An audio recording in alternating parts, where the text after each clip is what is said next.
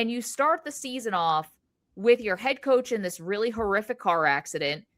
It was a little strange how the story came out. The fault was fixed to the other driver, and it wasn't until Kyle Shanahan set the record straight. No, I was at fault for the accident. As they're simmering, around all of it. Still got a Brandon Ayuk situation.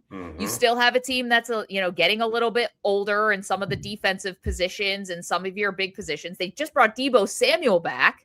They're going to Australia to start the season. Like, there's just so much here in the stew for San Francisco that either it's going to end in Super Bowl or it's going to end in 6 wins. And I can't tell yet which way this is going to go.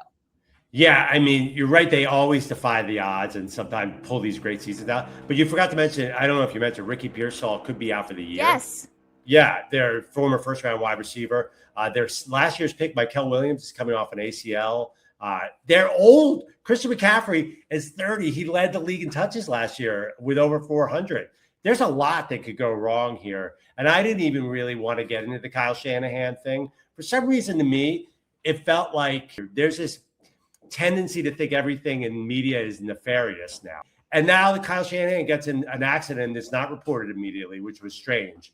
And immediately everyone's like, okay. And there's no body cam. What's the conspiracy? So that's sort of looming to the side of the analysis. I don't know. Do you feel that way about this story? Yeah, well, it just felt a little like he was getting preferential treatment, whether he was or he wasn't. That's how it looked.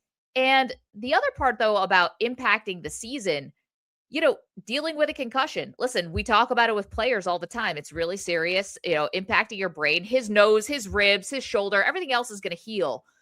But the long-term impacts of a concussion, a guy's got to be in a room watching film for hours upon hours upon hours. He said the noise is really bothering him more than anything else. The loud music blaring at practice. What's a game day like? Not to mention fly to Australia, flying back. Like, I know we have a few weeks for all of this, but to me, he's got to be one of the sharpest guys in the entire organization. And if he's dealing with the long-term impacts or any impact of that concussion, I think that's fair to say, wow, that puts this team at a disadvantage. Oh, absolutely. And, also the emotional toll of that. You have to be all in as a coach. And I was reading Chris Sims, his buddy's quotes. He said his wife sent him a photo. There was an open cut over his eye, that like open wounds. And it would, concussion, it was July 14th.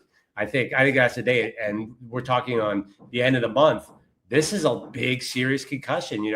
I have a friend, Maggie, Kevin Cobb, whose life was changed forever by a string of 3, I think it was 2 or 3 concussions within a month, including one. He went up to, he thought he was going to start for your Buffalo Bills, and he slipped, and it aggravated an existing concussion. It can go down the hill. But in the bigger picture, everything seems to be going wrong for them, which is when they win.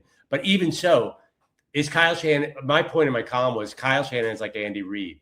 He got really close, but he's probably going to win at his second stop because he's a good enough coach to win a Super Bowl. Clearly, I just don't think the window is going to match up because if he's there for 15 years, that's too long. John Harbaugh had to leave Baltimore after 17.